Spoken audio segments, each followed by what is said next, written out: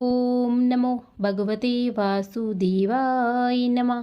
प्रणाम भक्तों, आज मैं केला सिंचने की कथा लेकर आई हूँ। ज्येष्ठ माह में केला सिंचने का बहुत महत्व है। हमें सुबह नित्य स्नान करके केले के वृक्ष को सिंचना चाहिए और उसकी पूजा करनी चाहिए। इससे हमारी सभी मनोकामनाएं पूर्ण होती है। आइए हम केला सिंचने की कथा सुनते हैं। एक बार बहुत छोटा सा गांव था। उस गांव में एक साहूकार दंपति अपने बेटा और बहू और बेटी के साथ रहते थे। साहूकार के बेटे की पत्नी हर साल जेठ माह में स्नान करके केले के पेड़ को सींचती थी तथा वह केले के पेड़ को सींचने व पूजा करने जाती तो अपनी कुंवारी ननद को भी साथ ले जाती थी। जब बहू केले के पेड़ को सींचती और पूजा करती तो मन ही मन कहती कि अगर मुझे बेटा हो जाए तो मैं आपके साथ अपनी कुंवारी ननद का ब्याह करा दूंगी। भाभी ने पूरे जेठ माह में केले की पूजा करते और सींचते समय यही विधि करी। तब भगवान ने सोचा, आज मैं इसकी सुन लेता हूँ, फिर मैं भी तो देखूँ कि यह अपनी ननद का ब्याह मेरे साथ किस तरह कराती है। इस तरह जेठ का पूरा महीना बीत गया। 3-4 महीने के बाद भाभी को गर्भ ठहर गया। 9वें महीने में भाभी को सुंदर पुत्र पैदा हुआ। तब भाभी तो अपना वचन भूल गई, परंतु भगवान नहीं भूले। जब बेटा 1.25 महीने का हो गया तो भाभी पहली बार उठने के लिए अपने मायके जा रही थी। पुराने जमाने में कहीं भी आना जाना होता था तो खेतों की मंडेर पर से या फिर वन में से पैदल पैदल ही जाते थे। जब भाभी मायके जा रही थी तो रास्ते में वही केले का पेड़ आया। जब केले के उस पेड़ के नीचे से गुजरी तो वहां उसे एक आवाज सुनाई दी कि अरे, तूने कहा था कि मुझे बेटा दे दो तो मैं आपके साथ अपनी कुंवारी ननद का ब्याह करा दूंगी। अब तू अपने बोले हुए वचन पूरे कर। भाभी ने जब यह सुना तो उसने आसपास देखा, उसे कोई भी दिखाई नहीं दिया। तभी उसकी नज़र केले के पेड़ के ऊपर गई जो जोर जोर से हिल रहा था। भाभी डर गई। उसे अपनी कही हुई बात याद आ गई। तब वह बच्चे को लेकर जल्दी जल्दी वहां से चली गई। भाभी मायके में जितने भी दिन रही उसका मन बेचैन रहा। भाभी के माता पिता और भाई बहनों ने उससे पूछा कि तू इतनी परेशान क्यों है। उसने किसी को भी कुछ नहीं बताया और फिर जब भाभी ससुराल वापस आई तो वह उस रास्ते से नहीं आई जिस रास्ते में वह केले का पेड़ था। वह दूसरे रास्ते से ससुराल में गई। ससुराल आने के बाद भी वह परेशान रहने लगी। भाभी के पति ने उससे पूछा कि तुम यहाँ से मायके गई थी तो बहुत खुश थी, लेकिन जब वापस आई हो तो बहुत दुखी और परेशान लग रही हो। तुम्हें क्या परेशानी है? किसी ने तुम्हें उल्टा सीधा तो नहीं कह दिया? तब भाभी ने हंसते हुए कहा कि किसी ने मुझसे कुछ नहीं कहा। बच्चा होने के बाद मुझे कुछ कमजोरी महसूस हो रही है, इसलिए मैं परेशान हूँ। तब उसके पति ने कहा कि हम दोनों कुछ दिनों के लिए काम करने वाली लगा लेते हैं। कुछ महीने आराम करो। रोटी सब्जी कपड़े बर्तन आदि के लिए एक काम वाली लगा ली है। लेकिन फिर भी भाभी दिन प्रतिदिन सूखने लगी। उसकी भूख प्यास नींद सब उड़ गई। और फिर परिवार वालों ने सब ने भाभी को बहुत पूछा, लेकिन उसने किसी को कुछ नहीं बताया। तब परिवार वालों ने उसे डॉक्टर, नीम हकीम, वैद्य सबको दिखाया, लेकिन सब ने एक ही जवाब दिया कि आपकी बहू स्वस्थ है, इसे कुछ भी बीमारी नहीं है। और फिर एक दिन की बात है, ज्येष्ठ का महीना चल रहा था। घर के दरवाजे पर एक बहुत सुंदर नवयुवक आया उसने दंपति को प्रणाम किया और कहा कि मैं आपकी बहू का मुंह बोला भाई हूँ। तब साहूकार दंपति ने अपनी बहू को बुलाया और कहा कि बहू, तुम्हारा कोई मुंह बोला भाई आया है।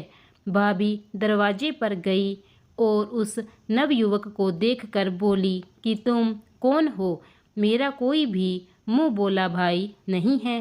तब नवयुवक धीरे से बोला, भाभी मैं तो वह केले का पेड़ हूँ। मैं तो आपको यह याद दिलाने आया हूँ कि आप अपनी ननद की शादी मुझसे कब करवा रहे हो। यह सुनते ही बहू थर थर कांपने लगी और नवयुवक अंदर दंपति के पास आकर बैठ गया। उसने कहा कि मैं बाहर गांव चला गया था। मेरी बहन बहुत छोटी थी। अब कुछ दिन पहले ही अपने गांव वापस लौटा हूँ, तो अपनी मुंह बोली बहन से मिलने चला आया। और फिर साहूकार दंपति ने उसे कहा कि आप कुछ दिन हमारे पास ही रुक जाएं। इस तरह परिवार में उस नवयुवक का व्यवहार सबको बहुत अच्छा लगा। कुछ दिनों में ही उसने सबका मन जीत लिया। तब साहूकार दंपति ने अपनी बहू के मुंह बोले भाई को अपनी लड़की के लिए पसंद कर लिया। जब बहू को इस बात का पता लगा तो वह बहुत खुश हुई और मन ही मन सोचने लगी कि मेरी सभी परेशानी, मेरा दुख भी खत्म हो गया। और फिर सब घर वाले बढ़ चढ़कर विवाह की तैयारियों में लग गए और धूमधाम से विवाह संपन्न हो गया। मुंह बोला भाई अपनी पत्नी को लेकर चला गया। समय खुशी खुशी बीतने लगा। समय बीतने के साथ साथ राखी का त्योहार आया। तब साहूकार दंपति ने अपने बेटे बहू से कहा कि रक्षाबंधन का त्योहार आने वाला है, तुम दोनों राखी बंधवाने अपने बहन के ससुराल चले जाना। बेटे ने अपने माँ बाबूजी से कहा, ठीक है माँ बाबूजी, हम चले जाएंगे। इतना सुनने के बाद भाभी के पाँव के नीचे से जमीन खिसक गई और वह सोच में पड़ गई कि कैसा मुंह बोला भाई, कैसा घर, अब मैं अपने पति को लेकर कहाँ जाऊंगी। उसी समय दौड़ी दौड़ी केले के पेड़ के पास गई और बोली कि हे भगवान, आपने मेरी ननद से विवाह किया है। अब मेरे सास ससुर कह रहे हैं कि पहली राखी पर राखी बंधवाने के लिए बहन के ससुराल जाना है। अब हे भगवान, मैं अपने पति को लेकर कहाँ जाऊं। तभी वह आकाशवाणी हुई कि आकाशवाणी में कहा, तुम अपने पति को रक्षाबंधन के दिन इसी पेड़ के पास लेकर आ जाना और यहाँ पर सब सही हो जाएगा।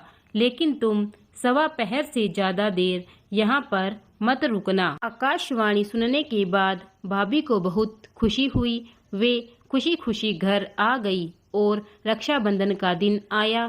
तो रक्षाबंधन के दिन भाभी अपनी बच्चे और पति को लेकर उसी केले के पेड़ के पास पहुंच गई। तो उस केले के पेड़ की जगह बहुत सुंदर महल नुमा मकान था। खूब सारे नौकर चाकर और खूब धन था। यह सब देखकर भाभी आश्चर्यचकित रह गई कि सुंदर नवयुवक और उसकी ननद ठाठ की जिंदगी जी रहे थे। भाभी को देखते ही ननद गले लग गई और भाभी से बोली कि भाभी, आपके ज्येष्ठ मास में केले का पेड़ सींचने का मुझे बहुत सुंदर फल मिला है। बहन ने अपनी भाई और भतीजे को राखी बांधी तो भाभी ने भी अपने मुंह बोले भाई अर्थात भगवान को राखी बांधी।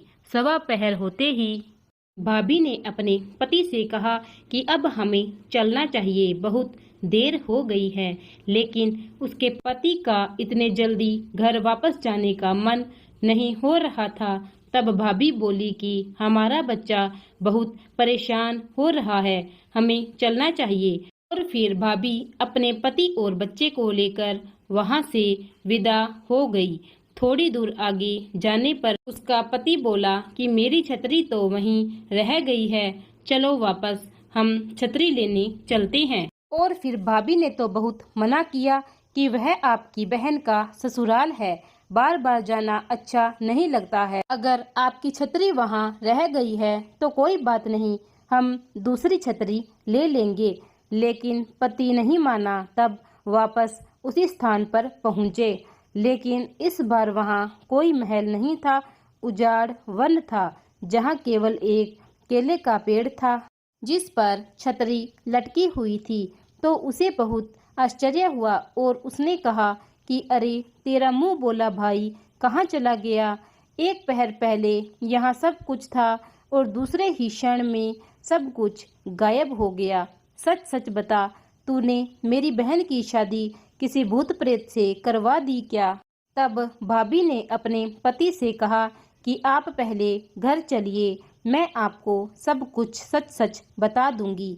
तब घर आने के बाद भाभी ने अपने पति और सास ससुर को सारी बात बताई और कहा कि मेरी ननद की शादी तो भगवान से हुई है, वह बहुत खुश है। यह सुनकर भाभी के ससुर और पति को भी बहुत खुशी हुई। हे भगवान, जैसे आप उस ननद भाभी को ठूठे, वैसे सबकी इच्छाएं पूरी करना और इस कहानी को कहने वाले, सुनने वाले, हुंकारे भरने वाले की सब इच्छाएं पूरी करना। बोलिए विष्णु भगवान की जय। प्रिय भक्तगणों, अगर आपको मेरी यह कथा अच्छी लगी हो तो इसे लाइक और शेयर जरूर कीजिए। और जेठ मास में स्नान करने के बाद नित्य इस कथा को सुनना चाहिए। इससे सभी मनवांछित इच्छाएं पूरी होती है। और अगर आपने मेरे चैनल को अभी तक सब्सक्राइब नहीं किया है तो उसे सब्सक्राइब कीजिए और बेल आइकन दबा दीजिए ताकि आपको नित्य सभी कथाओं के नोटिफिकेशन मिलते रहे। धन्यवाद।